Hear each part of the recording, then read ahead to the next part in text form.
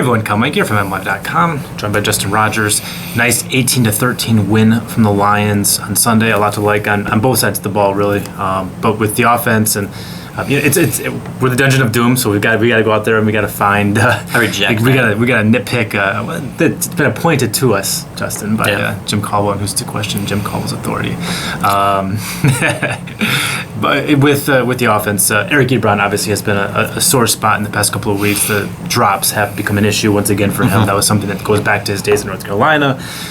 We saw it a little bit in his rookie season. He kind of seemed like he was getting better during the summer and early parts of this year. He's productive. He's still got better numbers already than he did as a rookie. But the drops are back. He had one in the end zone on that first series against the Raiders, and that was a big play because the Lions had to settle for 3 field goals there in the first half. The game was much closer than it had to be. Ebron dropped the pass in the corner of the end zone. 5 now for him this year, among the league leaders at his position. Where do you fall on Eric Ebron and his development or lack thereof? The drops are always going to be part of Eric Ebron's game. I don't think we've ever thought anything different.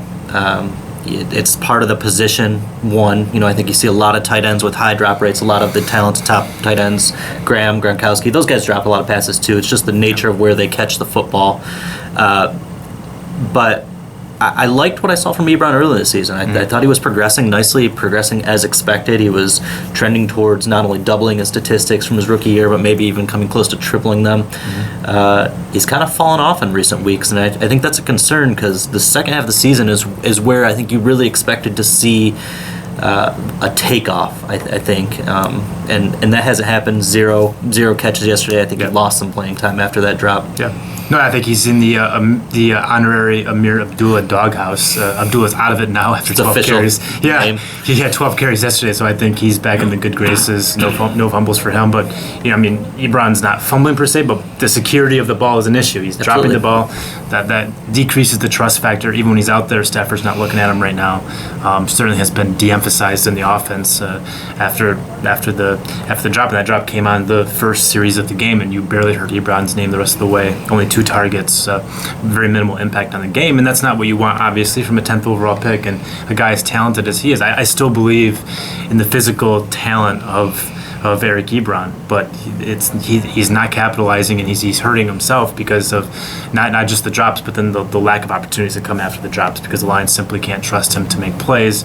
You see Brandon Pettigrew playing more than Ebron, or certainly more featured in the offense than what Ebron is. That's his own doing. He's got to get the issue corrected.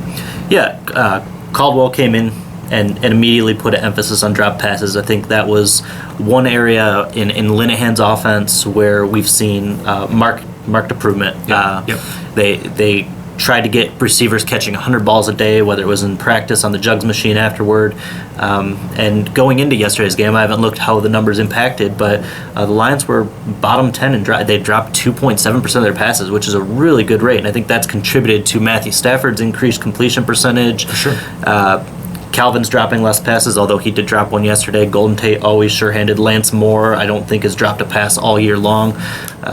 Ebron's kind of the black eye on that group still, and it's 5 passes. I mean, it's not like it's devastating, but still, that's probably the biggest thing holding him back from taking that next step is the trust with Stafford and the coaching staff. The 5 drops aren't devastating per se, especially since the Lions won yesterday. Maybe if they lost, then that's a different story. Sure. But for me, it's the greater trend. It's not just the 5 balls he's dropped this year. It's the trend of we've seen it before. We've seen it in his rookie season. We saw it going back to Carolina, and it makes me Caldwell's confident that he can fix the issue.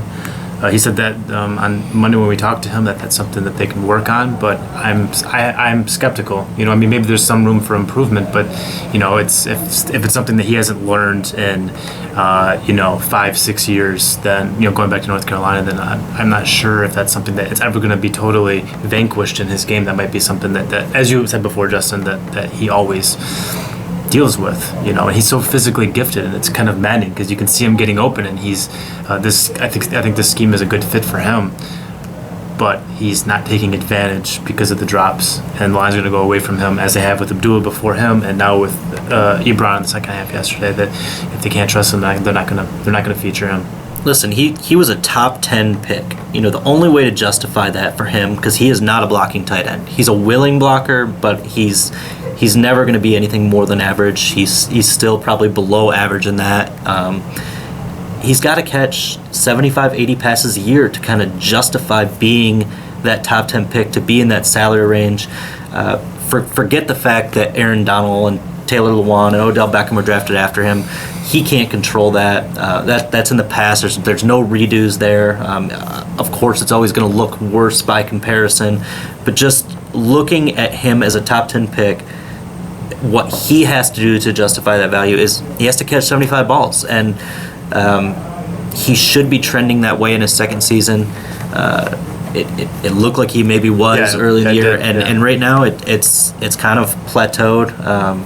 It's not the end. I mean, his second year, he's still super young, but you want to see that trend start going up again. He's going to be here for the next general manager. It's not likely he's going anywhere. His contracts is what it is. So plateau. For me, it was, last year it was easy for me to look beyond Ebron's struggles because it was so mental, and you knew that part would come with some work, with some experience. I mean, he was being asked.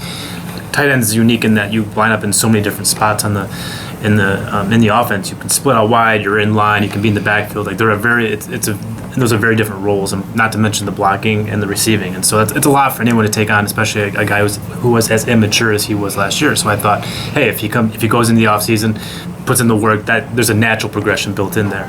The drops for me are almost more concerning because it's more physical. It's kind of just part of who he is, and it's in his football DNA at this point. Maybe there's some improvement to be had, but it's not as easy to see on the horizon, whereas with the mental stuff it was. I think that might just be something Lions have to accept. Yeah, something I liked that they started working in earlier this season was some of the deep passes down the middle. I think that's a strength of his. When he can hold on to it, those are big play potentials that he offers. That's seemingly kind of disappeared from the playbook a bit in the recent weeks. I'd like to see that come back because I think that's where he can do a lot of damage. For Justin Rogers, I'm Kyle Meinke. We're at MLive. Keep it right here.